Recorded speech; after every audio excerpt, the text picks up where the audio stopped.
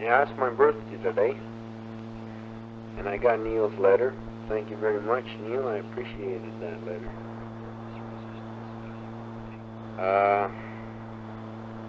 Ed Little's laying over in his rack here. He's my roommate. He's the only roommate I've got right now. I'll be losing him in 3 weeks. And he's not sorry about that a bit. He'll be leaving for San Diego on the 27th. I'm in my 9th week. I've got a fairly good average. Got a 96 on my last test. It was the easiest one.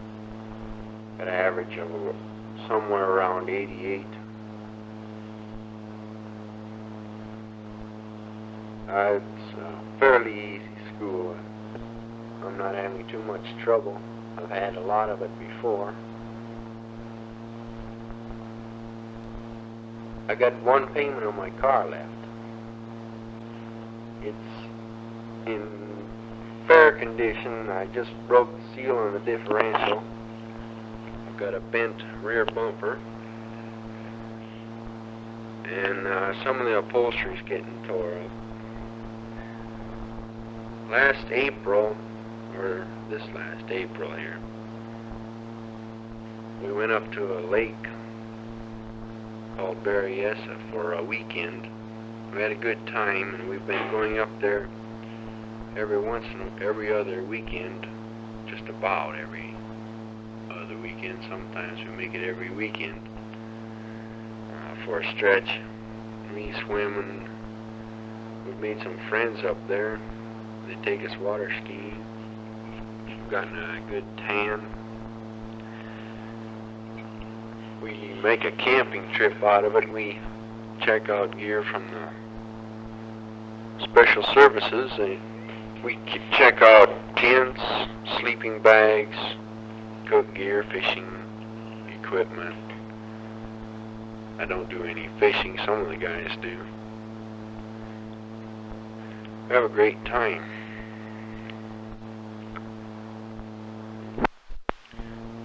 We bring along plenty of beer, and that helps out tremendously. Some very fine people up there. The ex-chief is a bartender up there, and some retired sailors have their boats there. Neil asked in his letter when I'll come home next. Well, that depends on many things. I'll be in school till November here on this island. And then I'll go to San Diego like Ed is going, or will be going to San Diego soon.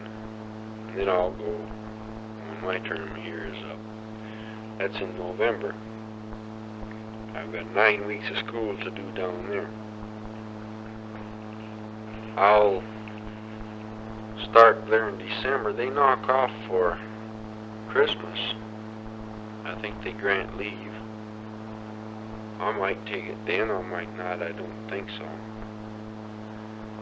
And I'll go to school there January and February, get out 1st of March, I imagine. Then I'll get a ship. Hooray, Ed, yes, hooray. I guess he's homesick for the sea. I am too. I don't like the shore duty. It gives me a depressing attitude. Not to mention the pocketbook, right, Ed?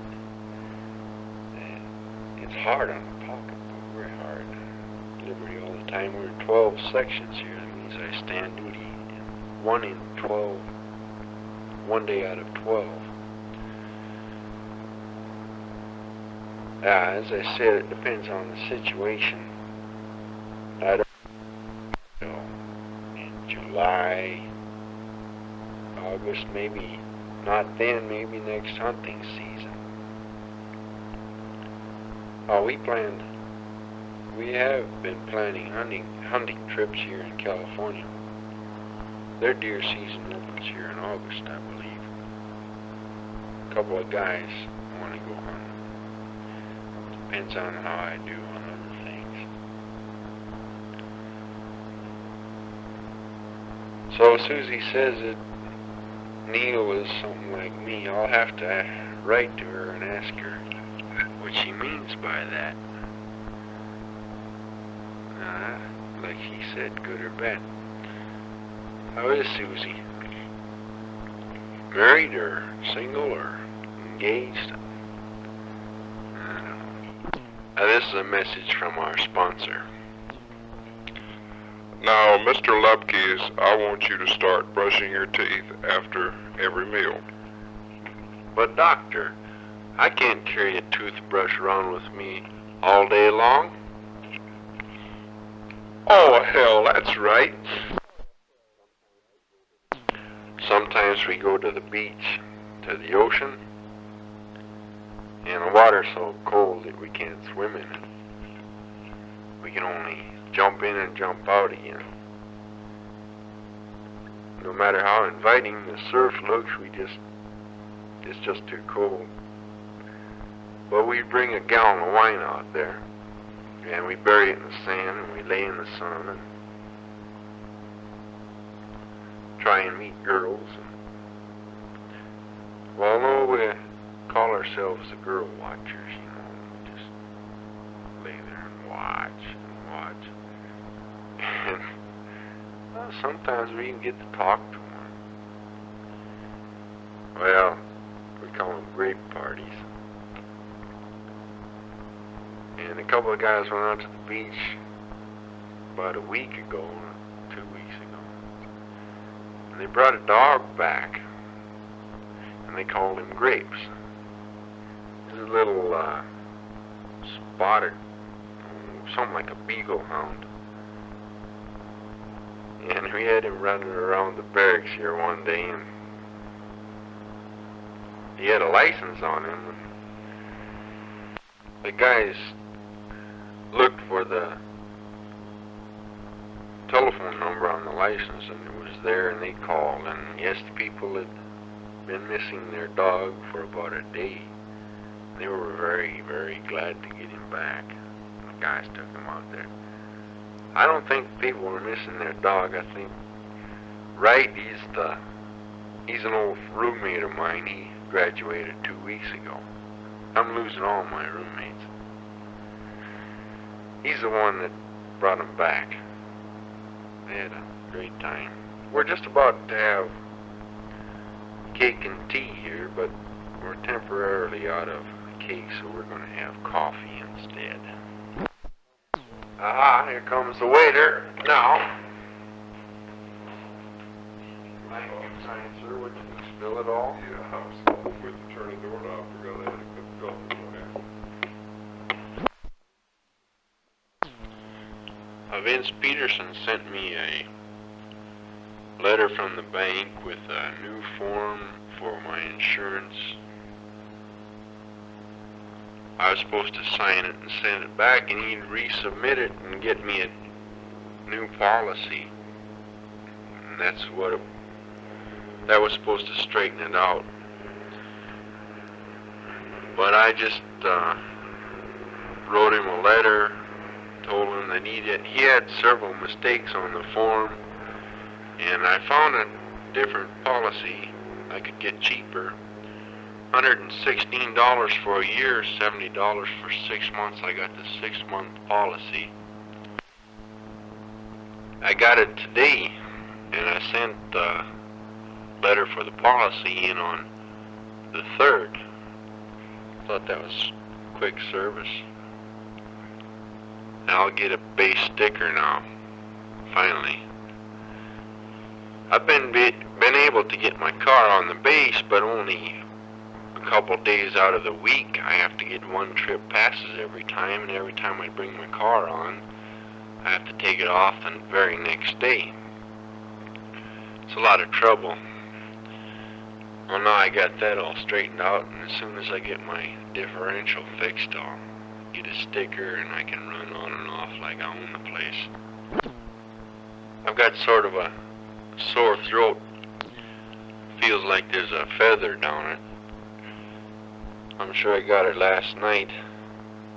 I went swimming late in the evening in a private pool and coughed a lot of water. It wasn't too cold, but I just exercised too hard, breathed some water down my throat. Now I've got a runny nose. If this sounds bad, it's because I got a sore throat. Ed and I are about to go over to the bowling alley and have a beer. This is Monday night. We have to go over to the bowling alley to get our beer because our own PO club is closed. We've got a AC-Doocy club here. It's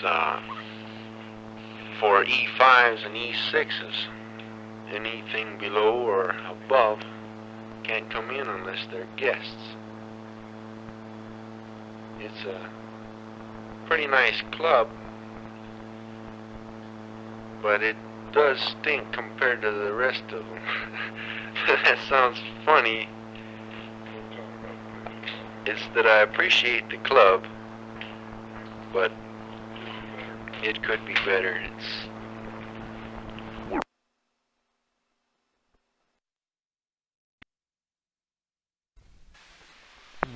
Ed took a picture of me with his Polaroid. He looks alright, might be a little dark. Oh, that's just my tan showing through. I made a few blind dates with some girls, but they turned out to be high school girls. They sure don't look it, but they were, so I don't go out with them anymore. I've got a new kick. Skydiving. They started a club in Alameda. In Alameda here, there's a air base, a naval air base, and an ex-paratrooper that goes to school here. A man that used to be in the Army told me all about it, and I decided to look into it and join. It's all governed by rules. They call it the PCA, the Parachute Club of America. They make up regulations and rules, and they have strict safety codes, and it's all a very, it's about as safe as any sport that exciting could be. You get different licenses after you jump so many times, and you have to practice and learn all about it. You learn how to do falls, how to exit from an airplane, how to guide yourself in the air. You learn all about a parachute. I've learned how to rig and pack a parachute, and I can do that now. I hope by this weekend or the weekend after this one I'll be able to make my first jump. My first jump is with a static line. That's a line connected to the aircraft, and it opens my chute for me. I make an exit from the aircraft. I try and make it with the best form I can, and I try a dummy ripcord pull. That's pulling a fake ripcord. That takes practice. If I can do this 5 times, execute perfect form, and get my ripcord each time, then I'll be able to free fall or do a jump with a ripcord. That means without the static line connected to the aircraft. And the first 3 are 5-second delays. I fall free for 5 seconds, and on my 4th count I pull my ripcord, and by the time I count to 6,000. I count 1,000, 2,000, 3,000, 4,000, 5,000, and on 6,000 my chute ought to be opening. And I'm alright then. We start this at, let's see. You must open your parachute at 2,200 feet. For a 5-second delay, you exit from the aircraft at 3,200 feet, so you fall 1,000 feet before your chute opens. Then you come to the ground. After I get this down good, I can do this for 5 times, then I do a 10-second delay at a higher altitude. I do that 5 times, and then I go to a 15-second, and I progress up till I get to 3 30-second delay jumps. And after that, if I can do all this, then I get a Class A license from the PCA, of which I have to join in order to join this club. This club is a military club. We all have gotten together and figured out the most inexpensive way we can do this. And the Navy helps out. Sometimes we can obtain Navy helicopters to take us up. For a drop zone, we have a plowed field that's been gone over by a one-way. And it seems to be very soft landing. I went out and watched them last weekend. It's inspiring, really. Our jump master, he's the man that controls us. He has all the say-so. He's the boss. We have to obey him strictly, or we'll be kicked out of the club, or we'll be grounded for a time. He's got a Class C license. He's next to the top. He's one of the first parachutists that started this sport. He jumped before this sport started. This sport started in 1956. A man brought it over from France. They've been doing it ever since the parachute was invented in France. I should mention that on any of these falls that I make, on the static line jumps or any free fall jump, if I mess up, I don't execute perfect form, I have to start it all over with my next jump and do all 5 all over again. I can't jump 2 good ones and 1 bad one. I have to start and I have to jump 5 good, perfect jumps in a row for each sequence. I'm really interested in this.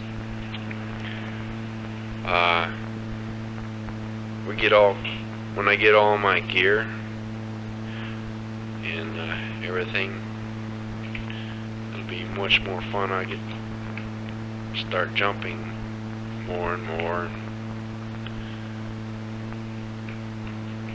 I'll have to take some pictures or get some movie film and show you. Imagine you watch Ripcord on television. Well, it's something like that.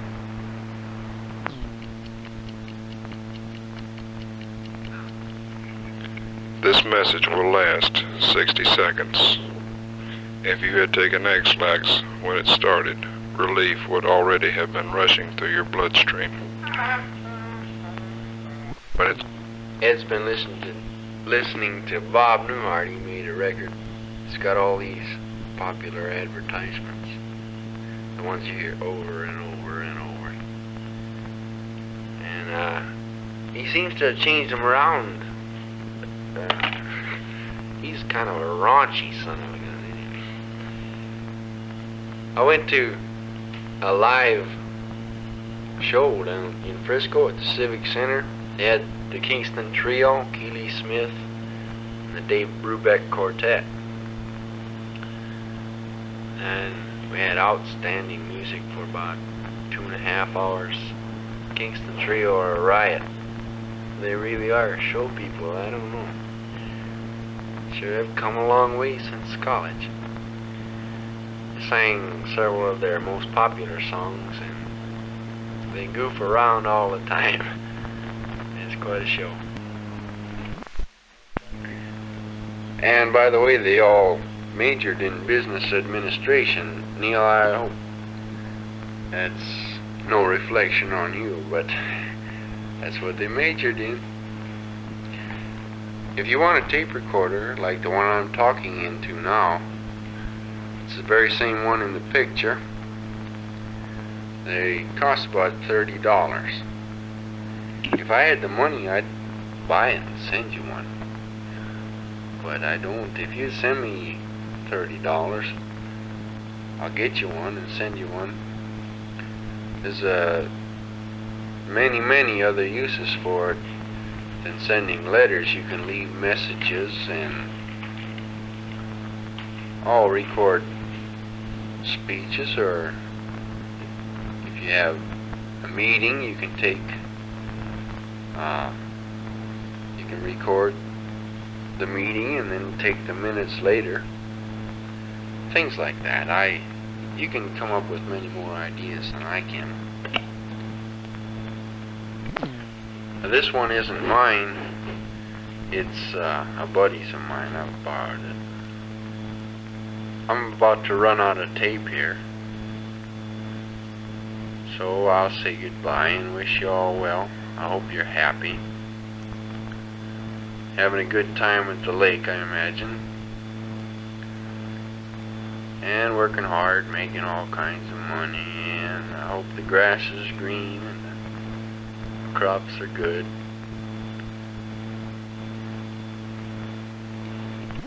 If I made a tape and sent it to the falls, I imagine Grandma and